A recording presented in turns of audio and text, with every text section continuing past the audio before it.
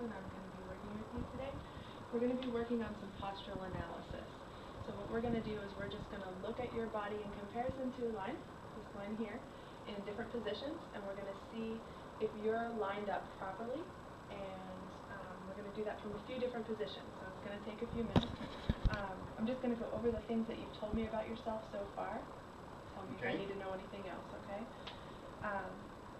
You had a car accident about 10 years ago that's resulted in neck pain. You've had treatment with a chiropractor? Yes. And some massage therapy as well? Yes. And you have some positive response to those chiropractic treatments. It relieves it for a few days, but then it comes back. That pain comes back. Yes, it does. And you said that you can turn to the left, but you can't turn as well to the right. Can you show me how that works? I can turn that much to the left and about that much to the right. So we're pretty limited in that Limited rotation to the right. Yes.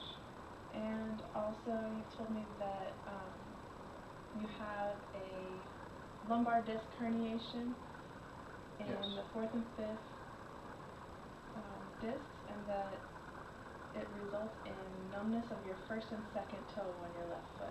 That's correct. And that that happened because you tripped over a bar stool, and you say that when you sleep on your side, or if they get irritated, they fall out to the left side. Yes. They fall out to the left The side. dead ache, yes.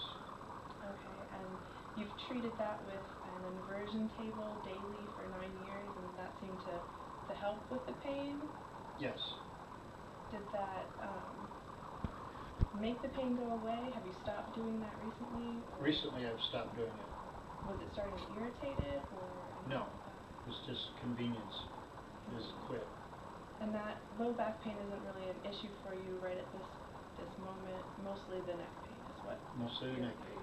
And then activities that irritate the neck is mostly like a standing or sitting still for long periods of time, and the activity usually makes it better, correct? Yes. Okay.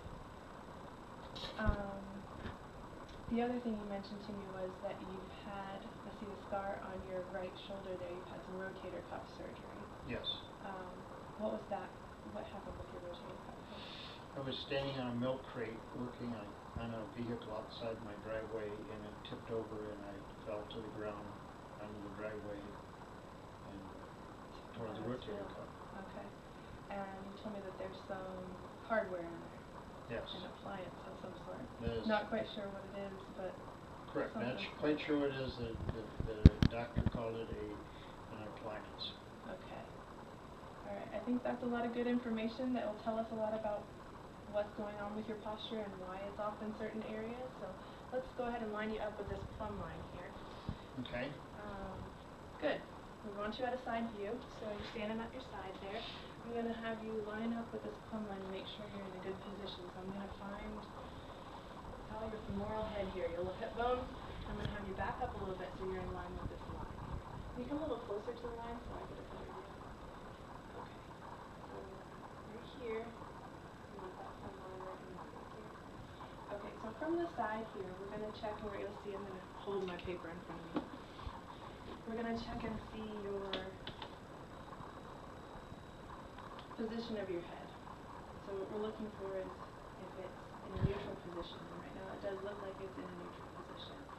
It doesn't look like you're tilted up or down or anything like that. Your cervical spine, from what we're seeing, your ear is a little in front of what we call your acromion process, the tip of your shoulder here. When I look that on, we've got your shoulder behind your ear.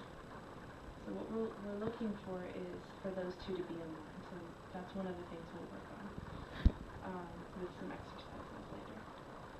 Your shoulders are slightly rounded forward here.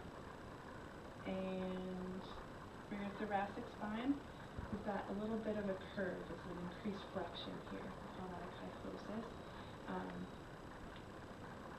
We're going to do some stretches to reduce that kyphosis, to increase the length of the muscles in your chest. For your pelvis, I'm going to line up what we call the ASIS in front of your hip, and the PSIS in the back of your hip here. So I'm going to find a few bones. It's okay if I touch your hips, right? Yes. Okay. So I'm going to look for your ASIS here. Here's this bone here. And then your PSIS right back here. So we're looking, got to get at eye level. And it looks like your ASIS is a little higher than PSIS. So that means we have a little bit of a posterior rotation in your hips. And then your knees look like we're pretty neutral. We're in a good position there. Your ankles look pretty neutral as well. Your feet are looking good. So that's all we have for the side view. Let's try it from the front. From the anterior view, we're going to line up your chest here with this plumb line. Can you come a little bit further forward? Perfect. Looking good. Okay. So we're going to start off with your head. And what I'm noticing here is that you have a little bit of a shift, and we're shifted to your left side right now. It's not really like you're tilted or you're rotated. It's like your whole head is kind of pulled to the left side. For your shoulders, we're going to touch the acromion process, and we're going to see if one of them is higher than the other. So we're going to this bone on the outside here, and it looks like I'm getting dyslexia here, turned around backwards. Your right shoulder is a little higher than your left one.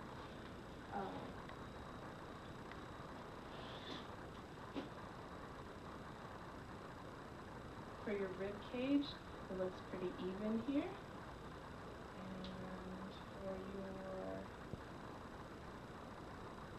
pelvis, we're going to go back to those front bones in the front of your hips.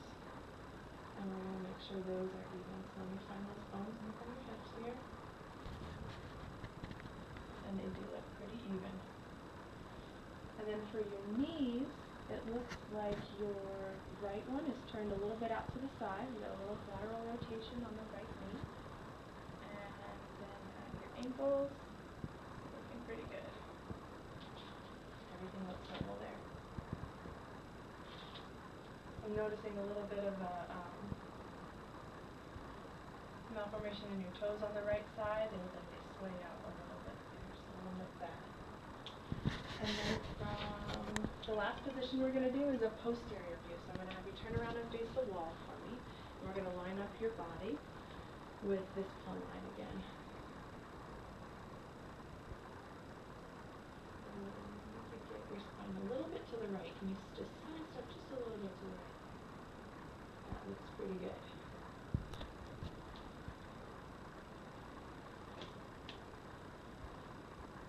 So we're going to start with your head, and again, just like we said from the front, your head is shifted a little bit to the left.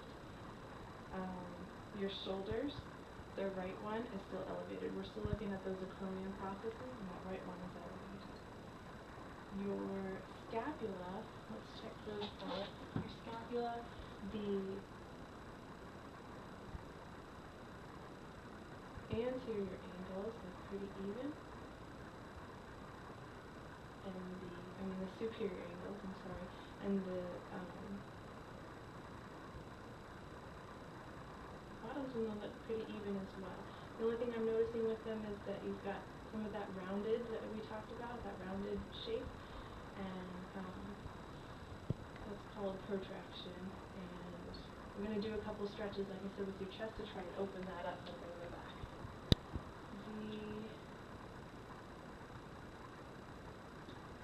Hips are next. I'm going to just try and find those PSIS points again. So a little indentation here is what we're looking for, and they look pretty even. Your hips look pretty good. And then we're going to look at your knees and ankles, your heels. We have a little bit of heel inversion there, but not too bad.